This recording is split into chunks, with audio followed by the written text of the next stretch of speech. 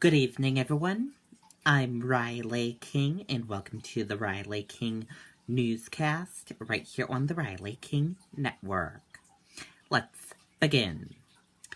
In New Hampshire, Trump retreats strong call for death penalty for opiate traffickers.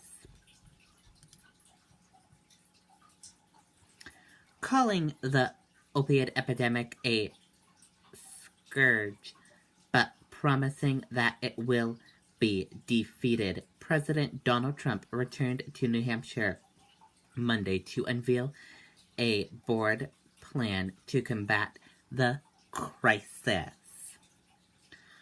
While the $13 billion plan is multi-pronged and focuses on treatment and reducing demand by eliminating overprescription, the president, in a 30-minute speech at Manchester Community College, strongly retreated his call for the death penalty to be imposed on traffickers. He said that leaders of other nations have told him that they do not have a serious drug problem because they have zero tolerance for drug dealers. Trump praised first responders, saying that they exemplify the American heart who fight every day to help rescue their fellow citizens from the grips of addiction. The presidential visit came as new overdose numbers have just been released for the state's largest city. In Manchester, overdoses through early March were up 23% from this time last year, but overdose deaths were down 27%.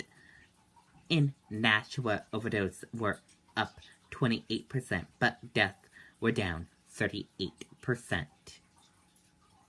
The stop before the speech was at Central Fire Station in Manchester, where the Safe Station program began. It allows people struggling with addiction to get help at any time. Officials said nearly 5,000 people have sought help at the Safe Station programs in Manchester and Nashua.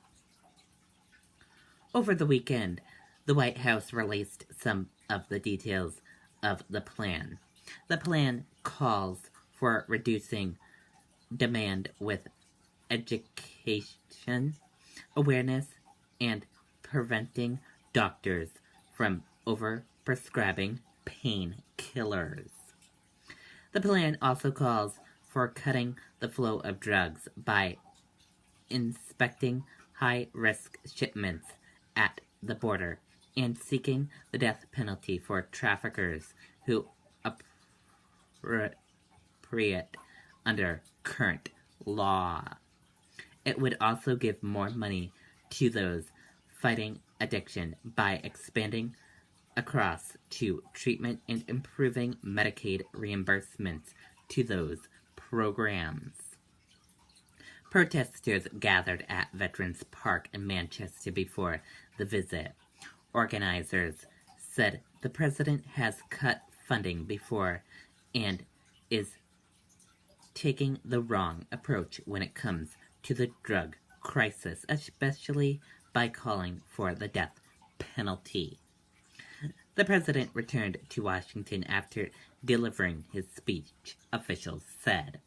And now let's watch a little bit of his speech.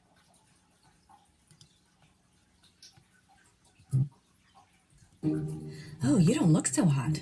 Rafi? Oh, well, actually, that's the problem. You're on antibiotics. Antibiotics can kill the good bacteria as well as the bad, and that's bad news for your tummy, unless you use Florastor. Unlike many other probiotics, it's naturally resistant to antibiotics and protects the good bacteria in your body. So, take some Florastor. Doctors, well, my orders. Be biotic, and drink plenty of fluids.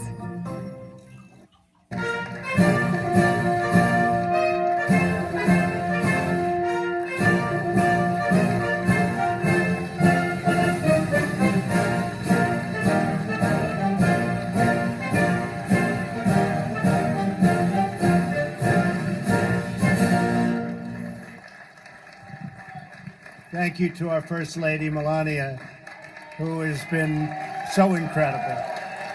Thank you. And we are blessed to have you as our First Lady. Really are. It's great to be back in the beautiful state of New Hampshire. I don't know if you remember, but this is the first place I came for the primaries yet. And this is the room right here, so I like this room. This has been a good room. We're honored to be joined by your wonderful and very talented governor, Chris Sununu. Chris, thank you. Thank you, Chris. Oh, and there's another talented governor, Governor Sununu. Stand up.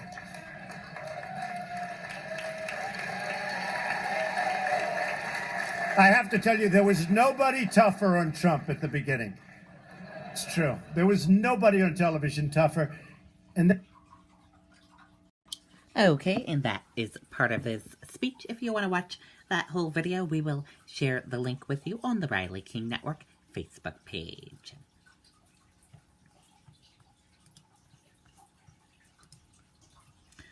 Uber driver accused of raping woman.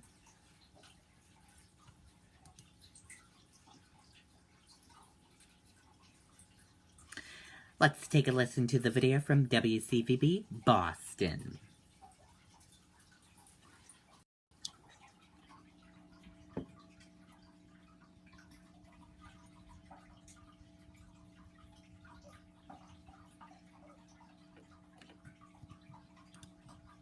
I did, Katie, and this is all happening right now in court behind me. Now, the story from the defendant is that he had sex in his car with the alleged victim. The alleged victim tells a very different story. As you said, we talked to the family a little while ago. Family of accused rapist Uber driver Ron John Tapa says they are shocked. Police say he sexually assaulted a woman early Sunday morning about 1 o'clock in the morning in his car in Boston's South End. Northeastern University police stopped the 26-year-old from Everett, whom they say identified himself as a rideshare driver who was taking a woman to her home. They say she was in distress and may have been the victim of a sexual assault. Boston police detectives later arrested Tapa. His brother-in-law is shocked at the allegations. No, he's a regular guy. He's a full-time student. He worked like 2 places so that he can pay his studies fees. He's struggling. We never expect him. He never have any such thing, no criminal background. Now, his brother-in-law had dinner with him earlier in the night on Saturday, says he thought he was going home, but he went out driving instead. Tapa is a student at UMass Boston, set to graduate this May. He came to the United States from Nepal in 2012 and installed security systems in addition to driving for Uber. By the way, Uber in a statement says this is deeply troubling, says the driver has been removed from their app. They are also cooperating with Boston police as their investigation keeps going. Bail was set at $10,000 cash. We're live in Roxbury. Josh Brigadier, WCVB, News Center 5. Okay, and there you go on that video and that report.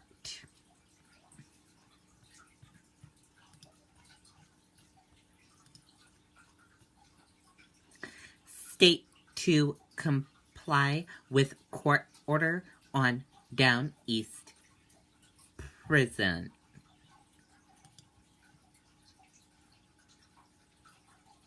Let's take a listen to the video from WMTW News 8 Maine.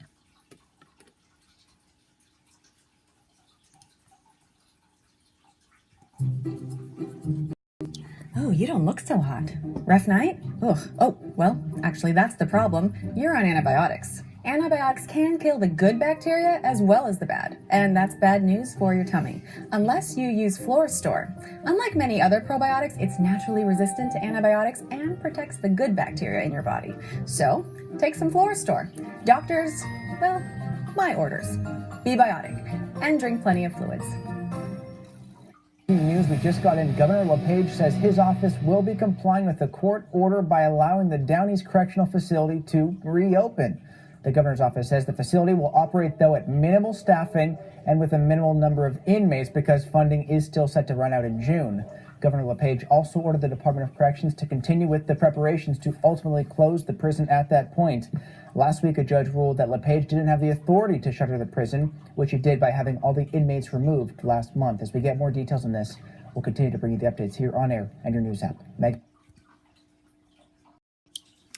Okay, and there you go on that video and that report.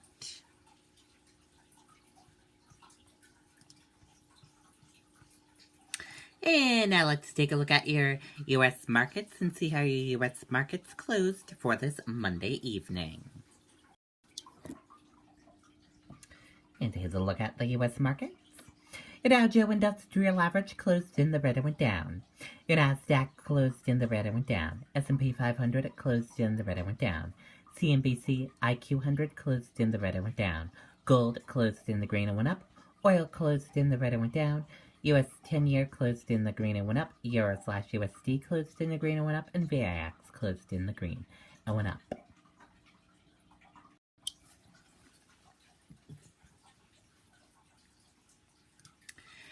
Dow drops 335 points. Nasdaq slides 1.8% as Facebook drags tech shares lower. U.S. stocks pulled back on Monday as a decline in Facebook pressured the technology sector. Wall Street also paid attention to Washington after a Twitter meltdown from President Donald Trump.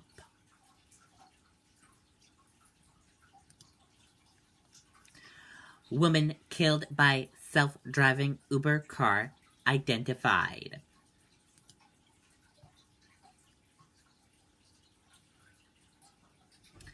Let's take a listen to the video from ABC News. The way and the what, they come from the where.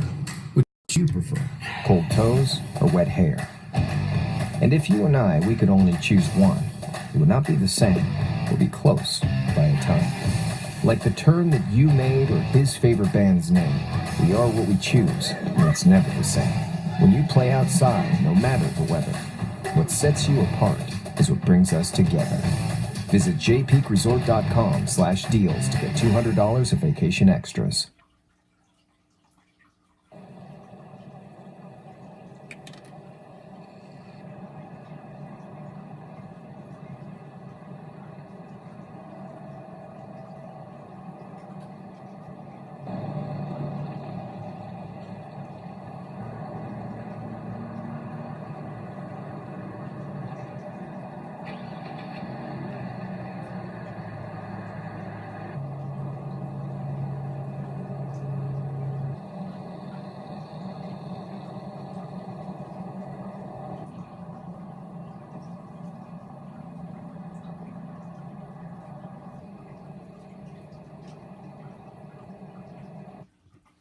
Okay, and that does it for the Riley King Newscast right here on the Riley King Network. I hope you all have a great rest of your Monday night, and I'll see you back here tomorrow with another newscast. Good night, everyone. Bye.